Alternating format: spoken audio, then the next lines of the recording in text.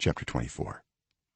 If a man marries a woman who becomes displeasing to him because he finds something indecent about her, and he writes her a certificate of divorce, gives it to her, and sends her from his house, and if after she leaves his house she becomes the wife of another man, and her second husband dislikes her and writes her a certificate of divorce, gives it to her, and sends her from his house, or if he dies, then her first husband who divorced her is not allowed to marry her again after she has been defiled. That would be detestable in the eyes of the Lord. Do not bring sin upon the land the Lord your God is giving you as an inheritance.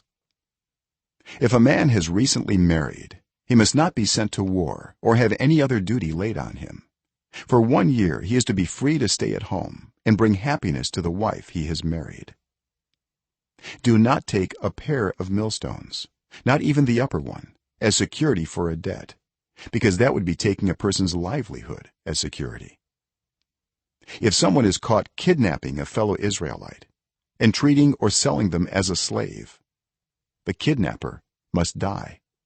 You must purge the evil from among you. In cases of defiling skin diseases, be very careful to do exactly as the Levitical priests instruct you. You must follow carefully what I have commanded them. Remember what the Lord your God did to Miriam along the way after you came out of Egypt. When you make a loan of any kind to your neighbor, do not go into their house to get what is offered to you as a pledge. Stay outside and let the neighbor to whom you are making the loan bring the pledge out to you. If the neighbor is poor, do not go to sleep with their pledge in your possession. Return their cloak by sunset so that your neighbor may sleep in it. Then they will thank you, and it will be regarded as a righteous act in the sight of the Lord your God. Do not take advantage of a hired worker who is poor and needy, whether that worker is a fellow Israelite or a foreigner residing in one of your towns. Pay them their wages each day before sunset, because they are poor and are counting on it. Otherwise they may cry to the Lord against you, and you will be guilty of sin. Parents are not to be put to death for their children, nor children put to death for their parents. Each will die for their own sin.